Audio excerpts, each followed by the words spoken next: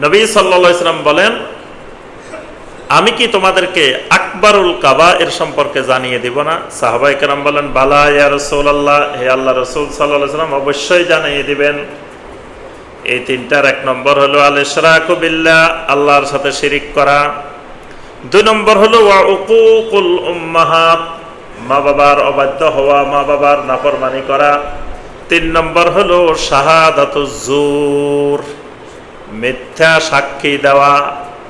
এই তিনটা হলো আকবারুল কাবায়ের। নামগুলো মনে রাখবেন।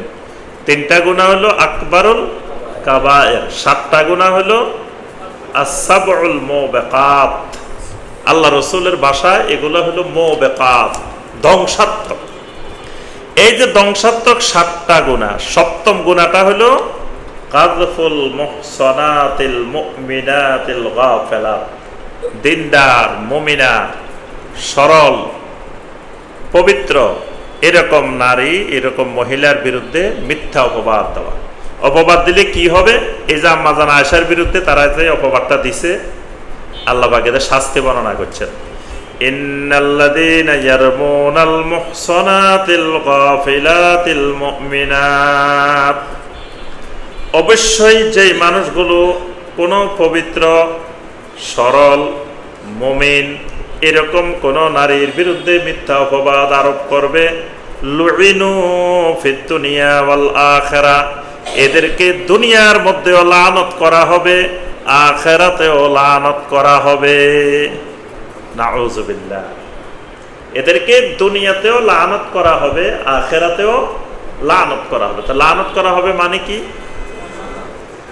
লানত মানে আল্লাহর রহমত থেকে বঞ্চিত হয়ে যাবে, এদের প্রতি আল্লাহ পাক কোনো রহম করবেন না। এটাকে বলে লানত।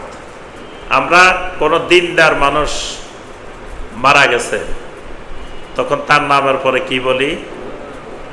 যে রাহিমাহুল্লাহ, মানে আল্লাহ তাকে রহম করুক। আবার কোনো কাফেরের নাম শুনলে, আবু জাহাল, এরপরে কি বলবেন? লাআনাহুল্লাহ। রাহেমাহুল্লাহ আর এটা হইল লাআনাহুল্লাহ, আল্লাহর লানত বর্ষিত হোক এদের উপরে। কিয়ামত পর্যন্ত সকল ইমানদার এদের উপরে লানত বর্ষণ করতে থাকবে।